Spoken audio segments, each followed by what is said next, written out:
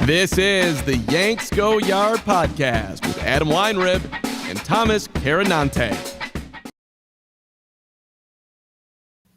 Welcome to the Yanks Go Yard podcast. Adam Weinrib here. Thomas Carinante is off on assignment, scouting potential trade opportunities for DJ LeMahieu. No, Thomas is out this week. I'm going to be here holding down the fort, giving you little episodes on Monday and Thursday, because the Thursday one's going to fall in the middle of the Guardian series, and this one falls at the end of the Dodgers series. And after Friday and after Saturday, who thought we'd be doing even a semi-celebratory podcast here on the Yanks Go Yard podcast? Every Monday, every Thursday, 2 p.m. Eastern time on YouTube and on your favorite podcast platform. That's where you can find us. What the hell was any of that? Obviously, the negatives outweigh the positives. We came in on Thursday and we're confident enough to say, hey, the Dodgers are the Dodgers, right? But you can smell a little bit of blood in the water, especially with Landon Knack on Saturday and Tony Gonsolin on Friday night and Max Fried going for the Yankees in the opener. If you could find a way to get both of those, you could win the series. You wouldn't even have to worry about the Sunday Night Baseball Yoshinobu Yamamoto game. Little did we know how that would turn out. One of them probably the most embarrassing defeat in recent Yankees history overall. Largest margin of a loss in the Yankees interleague era. That's 1997. They haven't gotten beaten by a National League team that badly during that entire time frame. It ended with Kike Hernandez wearing a great Gazoo helmet, pitching 42-mile-an-hour eephus balls. I mean, that was embarrassing. If that doesn't wake you up, then I don't know what will. And it woke the Yankees up because they played an extremely complete game on Sunday, piloted by an unexpected source in Ryan Yarbrough and a guy who everybody wanted to get out of here, and DJ LeMahieu going 4 for 5 with a huge insurance double. And if you don't think that 7th run was huge, then you're not yet aligned with what it means to be the Yankees playing the Dodgers at Doster Stadium, which I'll say it, after this weekend, after the events of this weekend, if not after last year's World Series, is now a house of horrors akin to Fenway Park and Tropicana Field at its peak. But I think Fenway and Dodger Stadium right now are the only two places where you could send the Yankees where I'm just like, anything could happen. Wouldn't surprise me at all. Records don't matter. Recent performance doesn't matter. Personnel doesn't matter. No lead is safe. Deficits could grow and expand, and you could have a guy gave up 12 runs out of nowhere. And hey, maybe the balls were juiced on Friday. Certainly looked like it. But then Tony Gonsolin got the real balls real quick. Yankees couldn't do anything against him. So we'll talk about all that transpired here. I mean, starting with the good, I'll give him the credit. I'll give him the credit before we go on to the devastation. And also, who wants to really listen to a podcast about the devastation? We're doing a quick check-in, right? You're just coming to maybe you want to wallow, I guess, but I think you probably want to feel a little bit of joy. We knew what the Yankees' flaws were coming into this series. Third base, need infield solutions like Jazz Chisholm at third, fine. Then get me a second baseman, okay. Reinforce the bench with a righty bat, all right. Get Matt Blake some more people to cook with. Add a high upside ace so that you could go a righty, so that you could go Fried, crazy new righty, Rodon in a first 3 games of a playoff series and feel great. Maybe that's Luis Heel, but they should still try to grab someone they know they can believe in. But we didn't learn a lot about this series unless you're the kind of person who just wants to claim that one series reigns supreme in the importance scale and that one game can make a team frauds after weeks of proving that they have the highest run differential in the American League, probably the best team in the league at this point. But yeah, the Dodgers are the team they're going to have to compete with if they're going to win the World Series. The Dodgers and the Mets and the Padres. They've now taken a series from 2 of those 3 teams and gotten emasculated in the first 2 against the other one and the one that took their lunch last year. But the positives, you talk about upgrading the rotation, and they have to. Ryan Yarbrough has been the biggest surprise of the season. And that might have gone to Will Warren before Saturday, but now it's firmly Ryan Yarbrough's award. We don't have to worry about which of those 2 has earned the honor. You throw Ben Rice in there, who homered on Sunday as well to break the tie after Yarbrough gave the 1-0 lead back. But man, I mean, the winning pitchers in this series, Ryan Yarbrough, Landon Knack, Tony Gonsolin, the losers, Max Fried, Yoshinobu Yamamoto, and Warren. I mean, that is insane. But Yarbrough was flat out dominant. And after getting through 5, the Yankees are usually pretty quick to pull these guys, these soft tossing lefties who've given them all they could have possibly asked for through 5 innings. They push Yarbrough through one more, and he gets through Freddie freaking Freeman on his 93rd pitch to end it. I mean, what more could you want out of Ryan Yarbrough? Even if the ride ended today, you would have to give him a plaque. Not in Cooperstown, not in Monument Park, but you just make him his own plaque. Like when, the walls of the dentist's office when they've just got framed photos of guys. Ryan Yarbrough has done enough to earn a framed dentist office photograph already. But I'd like to see him continue to start through the rest of the year. I'd like to get him past 100 innings. I'd like to be able to use this guy in the playoffs. Because after Jonathan Loaisiga came in and took a dump on the mound yesterday, the Yankees had a 6-3 game all of a sudden.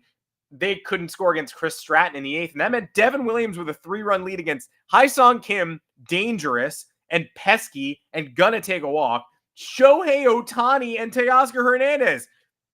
And he fought back from 3-1 down on Kim to strike him out. And he got Ohtani to roll over a changeup. And I think that's the point when you knew they're probably going to win this game. But hey, again, Dodger Stadium at Fenway Park, nothing is safe. He gets Teoscar swinging at maybe one of the weirdest airbenders of the year, just completely out of the zone, started low, ended way lower. That is an encouraging swing and miss. Tim Hill in the 9th, and we'll get to why Tim Hill in the 9th in the anger corner, of course. But Tim Hill in the 9th got Freddie Freeman, and luck needed to break the Yankees' way in this one a little bit, and it did on the foul tip that Austin Wells caught. You watch that thing knuckle in the air. I don't know how that stayed in his glove, but it did. And it gave the Yankees the huge first out in the 9th, took the pressure off. He ultimately went 1-2-3. And yeah, is there a word in the English language for the feeling of mixing PTSD with joy, with frustration? Because that's what I got watching Yarbrough go up and in on Freddie Freeman and sending him back to the dugout, followed by Tim Hill getting him on the outside. And he didn't even get ahead in the count, so he couldn't use that Tim Hill slider. He literally just had to go. They said it on the broadcast. This is 88-91. Here it is. Hit it. That's not usually going to work against Freddie Freeman. You usually need to set him up and then go away, get that slider in the other batter's box. But Hill had to fight back from a 3-1 count. It was literally just fastballs, and he still got him. I died on the hill on the last show that, hey, Tim Hill versus Nestor Cortez. Did Boone make the wrong move? Yes. Was there a right move? I'm actually not sure. That said, Hill has been in a rough stretch lately, and he pushed Freddie Freeman aside. So at the very least, spare me the World Series flashbacks. Frustrating to know the Yankees now have 2 lefties I would have preferred to Nestor last year on the roster. You could put in Yarbrough. You could put in Hill. Both of those feel like they probably would work out in a similar scenario right now. Although, do either of them get Ohtani that Nestor inexplicably did? Got really lucky on where that foul ball ended up? I don't know.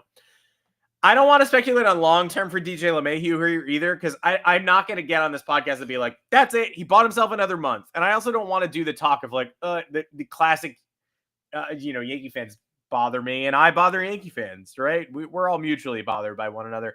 But doing the, extremely exhausting dance of how much runway did that good game by DJ LeMahieu? I don't know. And at this moment, I don't care because he pretty much won the Yankees a baseball game yesterday. Huge insurance double, went 4 for 5, knocked in the 5th run when they needed to start expanding the lead. Like, I don't actually care how much longer he starts after that game. What I care is that he helped them bank an extremely huge salvage win in Dodger Stadium in a cursed series. Cursed whether they won or lost, and thank God they won. Still haven't been swept yet, and I hope that continues. Knocking on all the wood in the world. Just knocked on my wooden desk for reference. But DJ going 4 for 5 was massive. How much runway does him? I mean, is there a way for him to get more runway? The Yankees love him. Aaron Judge wouldn't DFA him last year. There's no way Judge before the game was like, I got to reconsider. I think I'll DFA LeMahieu on the off day. And then he saw the 4 for 5 and he was like, wait a minute. Actually, I love the guy. You're not swaying any decision makers. He's going to get second base reps. Jazz Chisholm is moving to third when he comes back. Celebrate the good he did. And I will. That was a huge game, where the hits particularly hard struck. No, the double he got to right, though, to plate that 7th run with 2 outs off Stratton was classic LeMahieu.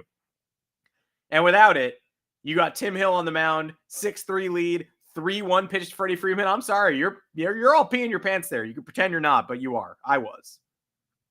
Everybody worked together to get this huge victory. Now on to the bad. It was 10 minutes on the good. Feels like enough. Who comes out of this series bruised the most? I don't think this is going to end Will Warren's successful Yankees tenure. I don't think he's going to think back to Dodger Stadium the next time he's on the mound, which is presumably against the Guardians in the finale this week, so he'll miss the Red Sox. I don't know how the Yankees plan to shuffle things yet, but no, I don't think it's going to scar him forever. And there were people saying, like, look at what Boone did to this kid's confidence. And what did you want in that situation? It's game 2 of a 3-game set, and he struggled so much they had to pull him so early that they had to bring Carlos Carrasco up yesterday anyway. So you want to pull him. He got out of the first inning at 4 runs, and then the disaster continued, and then you pull him. But you can't pull him after the first. You can't pull him in the first. And if he gives up a grand slam to Ohtani, then yeah, he's out. And it's 2/3 of an inning. But he got out of the inning. He struck out Ohtani. You got to give him another shot. At 4 runs is not insurmountable. And then he fell apart. I think he was too fastball heavy against a team like the Dodgers that was ignited and firing on all cylinders in this series. Completely ready for the moment. I don't think it's the end of Will Warren as we know it. If you want to believe that, if you want to believe Aaron Boone just broke him by trying to get him through a baseball game, then you can believe that. We'll see in his next several starts. But I think they handled that fine. I think Will Warren was a disaster and didn't exactly bode well for like what playoff Will Warren might look like. We don't know if we need that now. And I think a lot of people hope that we don't. But yeah, brutal. Absolutely terrible follow-up. And the pitching matchup seemed like he might have the advantage. Landon Knack is a less touted rookie who's put up an uninspiring effort so far. So for the Yankees to just go down as silently as they did, and for Aaron Judge to homer twice in that absolute blowout loss, he is never beating the allegations. The people who think Aaron Judge can't come through in big games or games that matter or tight ones, I mean, he's not beating that until he does.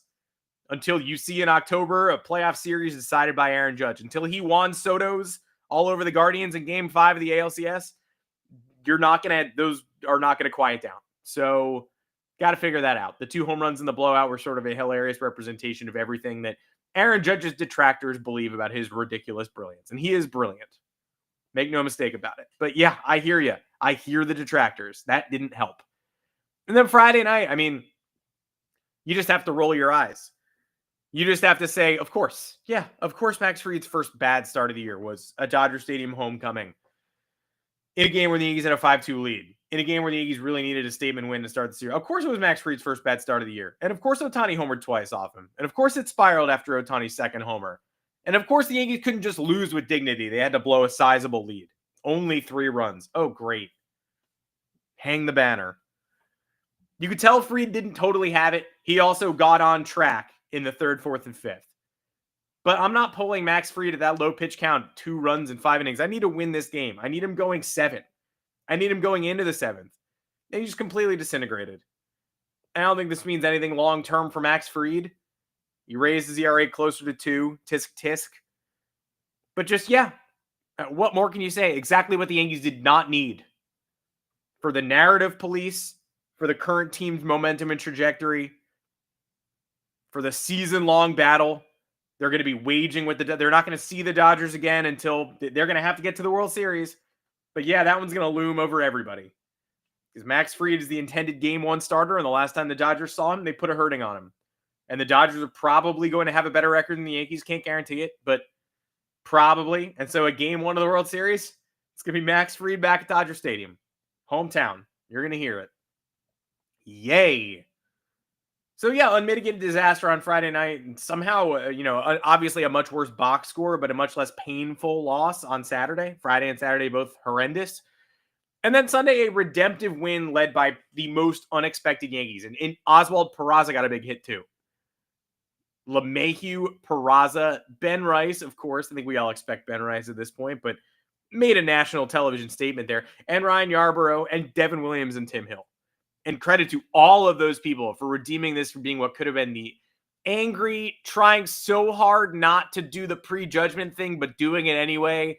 Frustration boiling just below my skin. You can almost see it popping up as the podcast goes on. I got a forehead vein going off because I'm saying it doesn't matter because it really actually doesn't matter. And you can tell that I think it matters a lot. And I'm like really furious.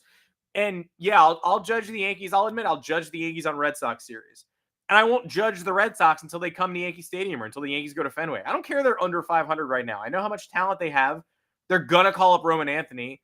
I'm surprised they haven't done it today before this podcast went live, but they're going to do it maybe before you hear this podcast. We're going to see him next weekend, I would bet.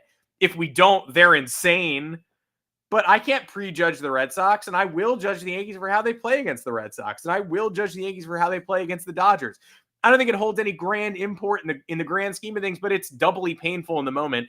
And last night, watching them try to hold on to that 6-1 lead that became 6-3, that then became 7-3, that then became a little easier, was the first moment I really realized, okay, the Dodgers and the Red Sox are now equal in my mind in terms of this game's never over until it's literally over. I won't believe the Yankees will win until they have won. You're going to have to cut to the post-game show before I'm celebrating a Yankees victory. And so miss me with the tweets that say it's done, it's over, revenge, or whatever. You don't tweet until the literal final out of any Red Sox or any Dodgers game from this point forward. I think everybody knows that now. But you know the feeling when you have it. And when you are watching Devin Williams toe the rubber in a 6-3 game, and that should be a cinch, right? You know, all-star closer, 3-run lead, not the 9th. Should be a cinch, but the anxiety you feel with every pitch, even 7-3, Tim Hill, 3-1 counts, Freddie Freeman. The added anxiety there shows you exactly how important this series was. Not to make grand judgments, not to say the Yankees either are going to fold in October, or do not have it. Remember, the Knicks got shellacked by the Celtics every time they played this year. And what happened in the postseason? 3-1 lead with Jasson Tatum. You never know. You learn lessons during the regular season you can apply to October. But I'm not going to sit here and act like getting beaten up by the Dodgers or getting swept by the Dodgers doesn't feel a little different and like a little bit more of a footprint on the regular season than the previous 3-game set in Anaheim. Because it does, and it's always going to. And moving on to Devin Williams, because the Yankees are probably going to have to make a decision based on the word we got last night about Luke Weaver and about Jasson Domínguez. Luke Weaver felt something in his hamstring warming up. He did not come into the 9th. He recently finished a stretch of 5 appearances in 7 games.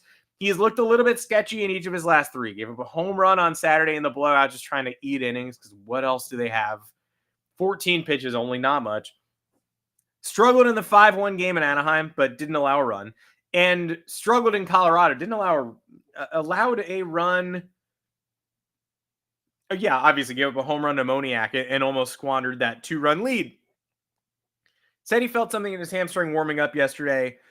Didn't come in while stretching. I don't know how you avoid an IL stint. I think you got to be safe here, and it's gonna be annoying. You're gonna miss a Boston series, but Fernando Cruz is coming back this week, he says. And so if he comes back on Tuesday, I would sort of expect it's either going to be Carrasco DFA again or Luke Weaver to the IL, and hopefully it's just a minor thing. It seems minor, but hopefully we'll learn soon. In his absence, however long it is, they're going to be tempted to make Devin Williams the closer. It's got to be Mark Leiter Jr. For me, crazy to say out loud that you do all that, go all in to acquire Williams this offseason, and he can't even be your fill-in closer for Weaver. But he can't be. He's been remarkably effective since being demoted, and the only time he's looked like his old bad self, his April self, was being handed the ball in a 3-0 game trying to close it out in Anaheim. High change. Horrendous. Just say no to reinstalling Devin Williams as closer and interrupting his routine. Keep him in the 8th.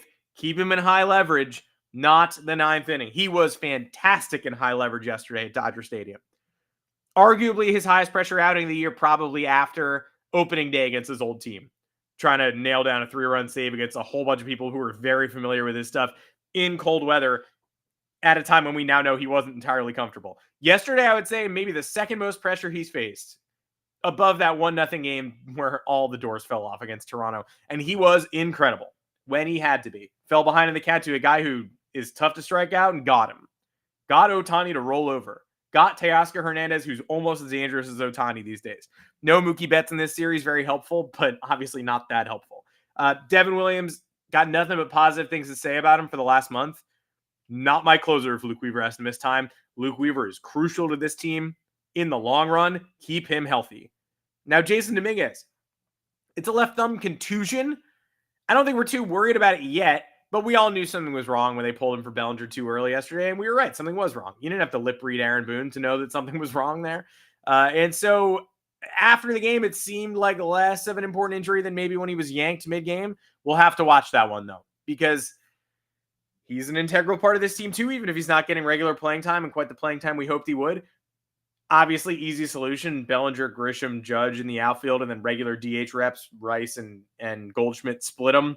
But you want to give Aaron Judge time off his feet too. And in that case, you're going to have to think about an Everson Pereira call-up or something. You need another outfielder, and it's not Pablo Reyes. Yankees need to make some trades. I'm excited for the trade deadline. Either way, thank you for this off day debrief after the Dodgers series, which ended up being less bad than I thought it would be. When I sat down on Sunday ready to do a podcast, I was like, this is going to be as bad as the World Series Game 5 podcast. I'm going to be yelling to people to figure it out, people who have no imprint on this team. I'm going to be like, 1975 Yankee Roy White, figure it out. And the comments would be like, what does Roy White have to do with this? I'd be like, I don't know. I was flustered.